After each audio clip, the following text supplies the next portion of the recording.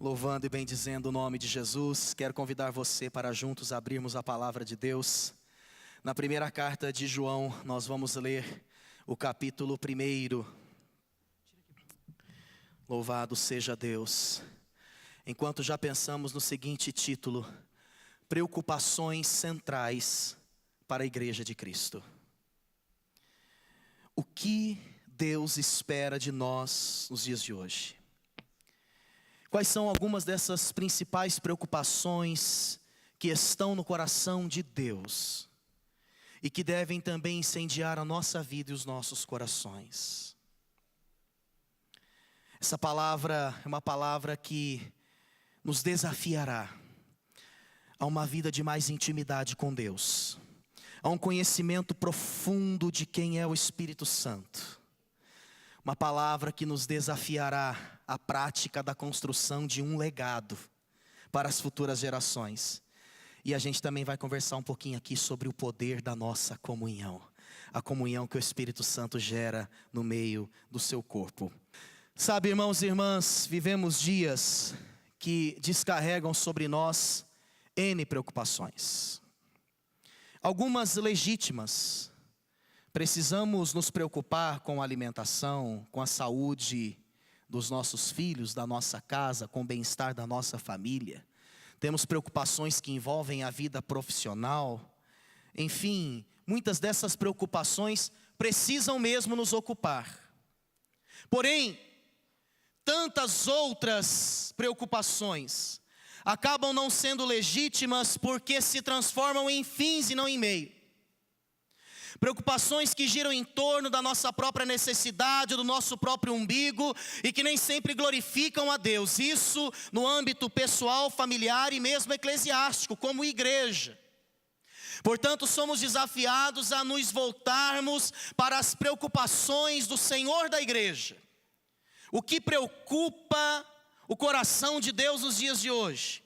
O que deve nos preocupar como seu povo, como parcela do corpo de Cristo? Pensar nisso faz bem, porque é a única forma de vivermos uma espiritualidade verdadeira, de experimentarmos Deus com mais profundidade e, de fato, de praticarmos aquilo que Deus quer para nós, como igreja, em pleno século 21, nessa era pós-moderna, num tempo de uma espiritualidade tão pulverizada que não glorifica Cristo, muita gente falando em nome de Deus e se relacionando com Deus do seu jeito. Diante de tudo isso, nós precisamos nos voltar para esta palavra e para os conselhos de Deus através do apóstolo João.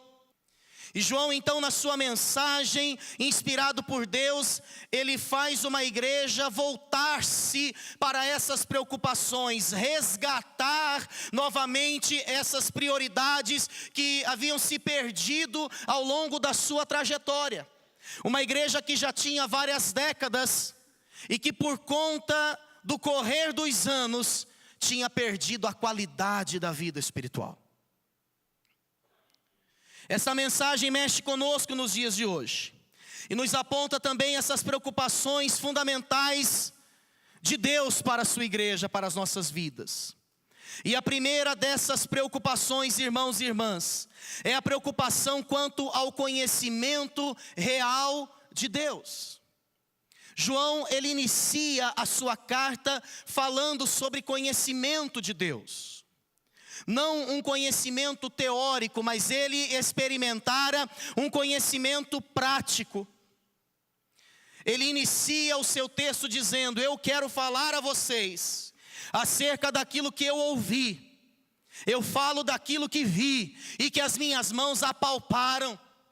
E da mesma forma como eu venho desenvolvendo esse relacionamento com Deus, isso João passando para aquela igreja, vocês também podem viver na prática do dia a dia de vocês esse reavivamento constante, esse conhecimento de Deus na pele, no corpo, na emoção, na mente, na família, nos relacionamentos, na vida profissional e em todas as áreas da existência. Sabe por que os apóstolos defendiam com tanta veemência a ressurreição de Jesus? Porque para eles era um fato. porque eles experimentaram, eles conviveram por no mínimo 40 dias com Cristo ressurreto. Por conta disso, eles eram capazes de morrer, mas não negariam uma verdade, porque para eles Deus era uma verdade, e esta manifestada em Cristo e este encarnado. Vamos pensar um pouquinho na nossa vida, no tempo de conversão que já temos. Todos, aliás, estamos nesse processo, porque vamos nos convertendo a cada dia. Mas desde o dia em que nos rendemos a Cristo, recebemos da sua graça e misericórdia, quanto já crescemos na fé. Quem sabe nos tornamos especialistas em programações de igreja. De repente sabemos muita coisa acerca de princípios e doutrinas teológicas. Temos anotados muitos sermões, afinal de contas, já nos convertemos há 20 anos, 30 anos, 40, 50, alguns até mais. Mas efetivamente o quanto crescemos na comunhão com Deus ao longo deste tempo. João está escrevendo a uma igreja, amados irmãos, que trabalhava bastante. Estava envolvida em muitas atividades, mas essas atividades haviam se tornado um fim, e não um meio para a glória de Deus. E uma igreja, ao trabalhar para Deus, perdeu Deus. Perdeu a intimidade. Uma devoção que havia entrado no piloto automático. Já não acontecia mais naturalmente, já não fluía mais como um agir do Espírito. Era automático ir à igreja alguns dias. Era automático desenvolver algumas atividades sociais. Mas quando João escreve a esta igreja, isso está registrado em Apocalipse no capítulo 2, ele diz: olha, parabéns, vocês trabalham bastante. Parabéns, vocês não têm negado o nome de Jesus, mas tenho contra vocês o fato de terem abandonado o primeiro amor. Então voltem-se para o lugar onde vocês caíram. Arrependam-se e voltem à prática das primeiras obras. Será que os nossos olhos ainda brilham porque o Calvário está vazio? Será que a cruz vazia ainda é a fonte principal da nossa alegria cristã? Todos nós estamos envolvidos, e glória a Deus por isso. Temos atividades, mas essas atividades precisam continuar sendo um meio para que a glória de Deus seja o fim. Às vezes até para disfarçar uma falta de comunhão com Deus, nós podemos nos atolar em serviços. Mas o Espírito Santo nos chama não só para um trabalho, mas para sermos trabalhados por Deus. E somente nesse trabalhar, experimentamos esse processo de um conhecimento prático, experiencial de Deus. É fato que a fé, ela não depende só dos sentidos, do ver, do ouvir, do tocar. E João aqui ele vai falar sobre isso, que a fé se sustenta numa doutrina saudável, num conhecimento que não deixa dúvidas, tão claro como o sol, porque Deus é luz e nele não há treva alguma.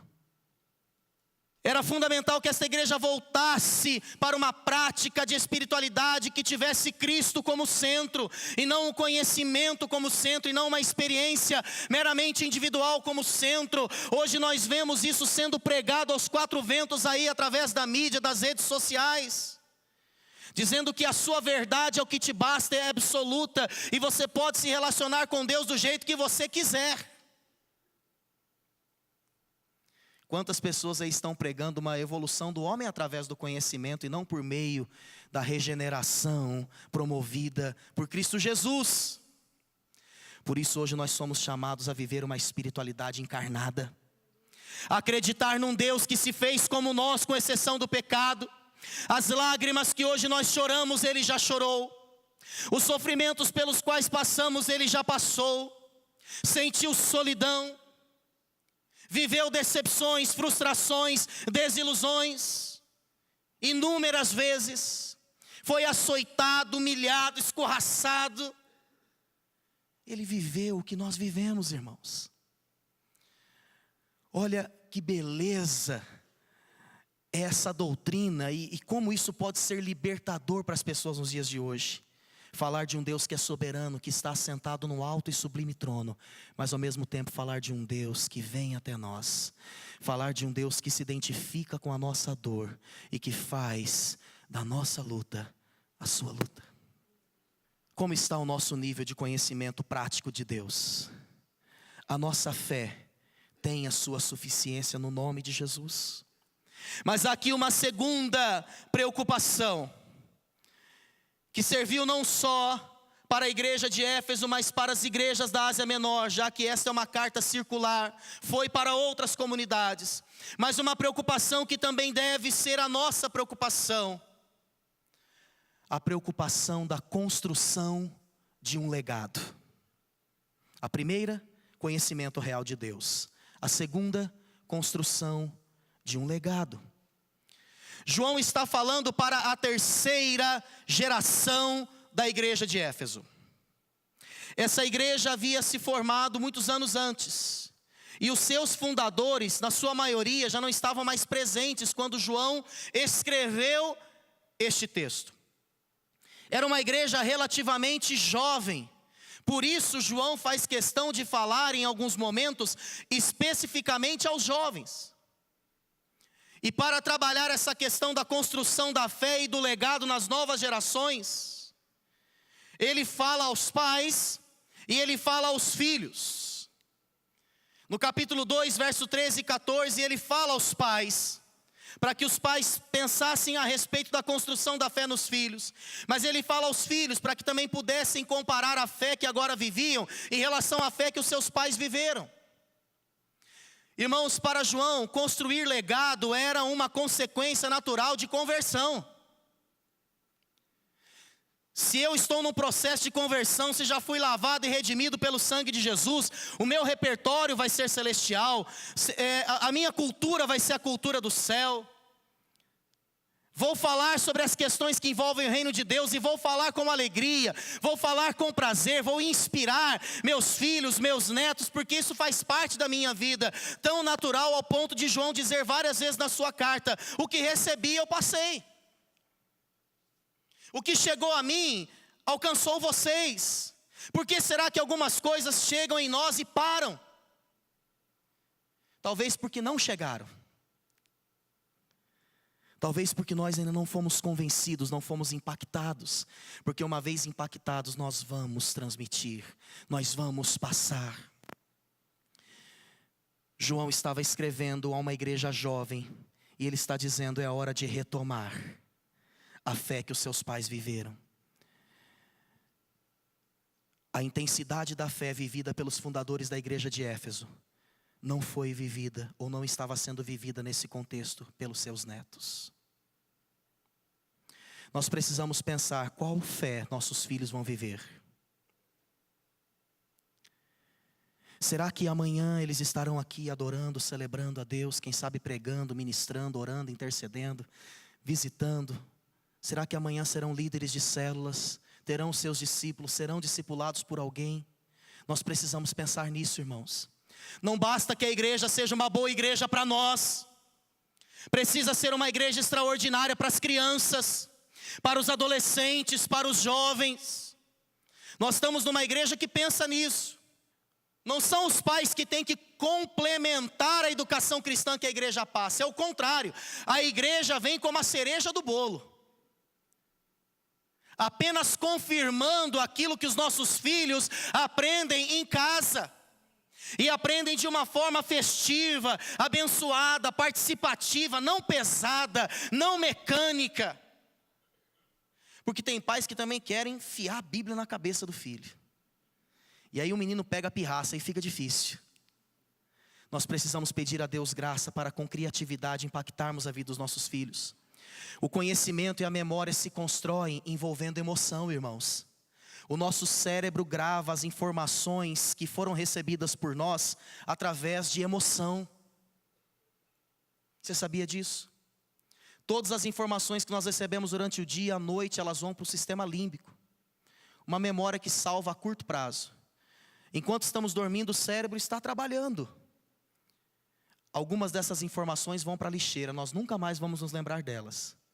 E outras vão para o córtex, elas marcarão a nossa vida para sempre. E aí você diz, pastor, mas o que define o que vai para a lixeira e o que vai para o córtex? É aquilo que chegou até nós, envolvendo significado. É aquilo que mexeu conosco. Tenho lembranças muito boas da minha infância. Olha só como se constrói legado. Eu me lembro de ir dormir e a minha mãe, vó, ela me deitava na cama e começava a escrever nas minhas costas, fazer aquele arrepio gostoso, sabe? Acho que o Wilson sabe o que é isso aí, que ele olhou assim. Você faz isso, né, irmã? Está mal acostumado. E eu brinquei hoje dizendo que quem não gostou desse legado foi a minha esposa, porque hoje ela tem que fazer isso para eu dormir. Mas, enquanto a minha avó, ela escrevia nas minhas costas, ela fazia aquele arrepio ali, ela cantava os corinhos. Enquanto ela fazia aquele carinho, ela me contava as histórias clássicas da Bíblia. Essas histórias eu não aprendi na escola dominical. Eu aprendi no quarto, na minha casa. Quantas vezes eu acordei no comecinho da manhã, 5, 6 horas da manhã para ir ao banheiro, e o meu avô já estava lá ao pé da mesa, ajoelhado, orando. E ele sempre tinha sobre a mesa a sua agenda com os pedidos de oração, um devocionário e a Bíblia. E ali ele ficava 1 hora, 2 horas, dependia do dia, mas não menos de 1 hora. Eu nunca ouvi o meu avô falar dentro de casa uma palavra contra a igreja, contra um líder da igreja. Se hoje eu sou pastor, é pela misericórdia e chamado de Deus. Em segundo lugar, porque eu fui inspirado dentro da minha casa. E o meu avô, reverendo Osni, em nenhum momento falou para mim, você vai ser pastor. E olha que ele perdeu um filho pastor com 34 anos. Eu esqueci de falar esse detalhe, mas o meu avô, que já faleceu, também era pastor. E apesar de ter perdido um filho pastor, podia até projetar no neto, né? A frustração de ter perdido um filho, bom, então o neto será pastor. Nunca me falou nada. Inclusive, quando me despertei para isso, me senti chamado, ele ainda me segurou um tempo. Mas o impacto que esse homem gerou na minha vida de testemunho e de fé, diante disso não dava para ser outra coisa na vida. Legado se constrói dentro de casa, irmãos. Hoje eu tremo quando eu ministro essa palavra, porque eu vejo que eu não tenho a mesma competência que ele teve.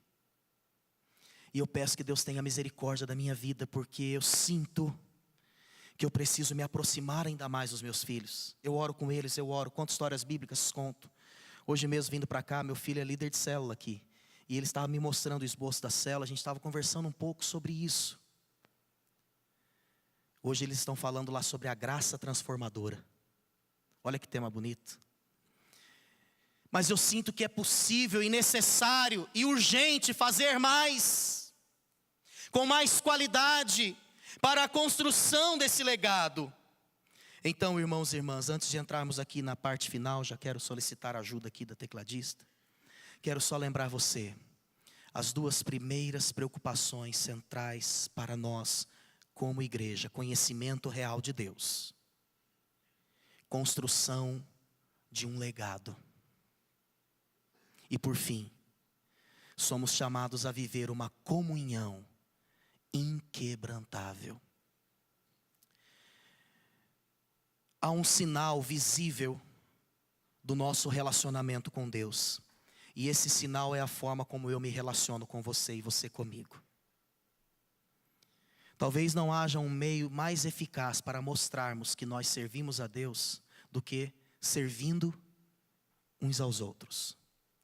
João chega ao ponto de dizer que se eu digo que amo a Deus, mas eu odeio o meu irmão, eu ainda estou nas trevas, não conheço a luz. Ele diz, porque Deus, Ele é amor, e todo que ama é nascido de Deus e conhece a Deus. João apresenta a própria Trindade como base fundamental para a prática da comunhão da igreja. Ele vai dizer que 3 são os que dão testemunho no céu: o Pai, a Palavra e o Espírito. E essa comunhão que existe no Pai, no Filho e no Espírito Santo deve existir entre nós.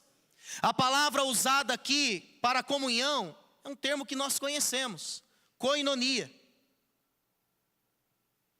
Mas koinonia não é só comunhão ou espaço de comunhão.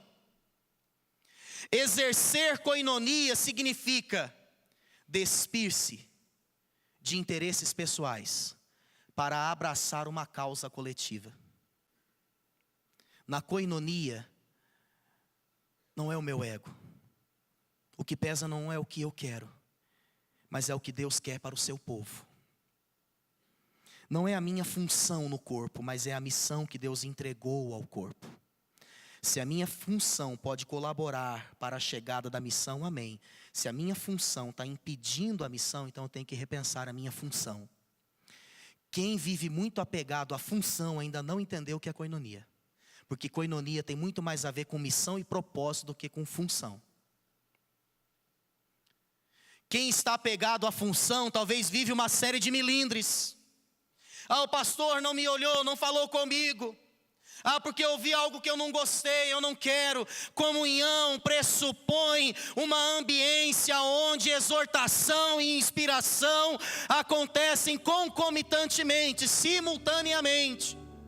E se eu não estou preparado para ouvir a voz de Deus através da sua vida, ainda que seja numa exortação amorosa, eu não entendi o que é comunhão. Mas quando se exorta na comunhão, você não acaba de matar o sujeito, você levanta. Oh glória!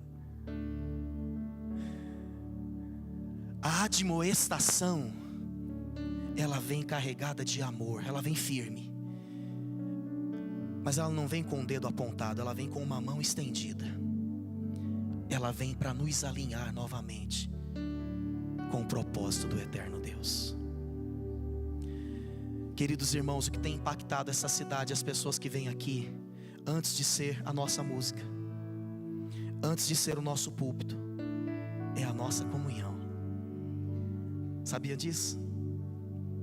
O que as pessoas mais dizem para os pastores, quando nós ligamos e damos aquele feedback, porque a pessoa esteve aqui a primeira vez, foi ao espaço koinonia, o que as pessoas dizem é: eu fui impactado com a receptividade dessa igreja.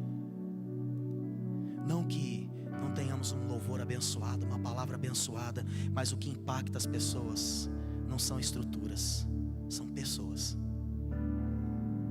Pessoas encantam pessoas. A estrutura é só um pretexto. Quando pessoas encantam pessoas, a estrutura vem para somar. Louvado seja Deus, amém, irmãos? Que possamos nos envolver nessa comunhão. E eu não vejo a menor possibilidade de nos envolvermos nessa koinonia sem discipulado, sem célula, sem acompanhamento. A célula nos tira dessa condição de sermos um número a mais. Já pensou uma igreja com 5.000 membros? Se não há célula, se não há discipulado, como é que fica? A pessoa entra e sai e pode até nem ser notada. E muitos talvez não queiram ser notados. Não tenha medo de se lançar nesse universo maravilhoso que é o corpo vivo de Jesus. Temos defeitos, mas Ele continua sendo o Senhor da igreja. E nós somos convidados a olhar para Ele. É dele que vem toda a graça e todo o dom perfeito.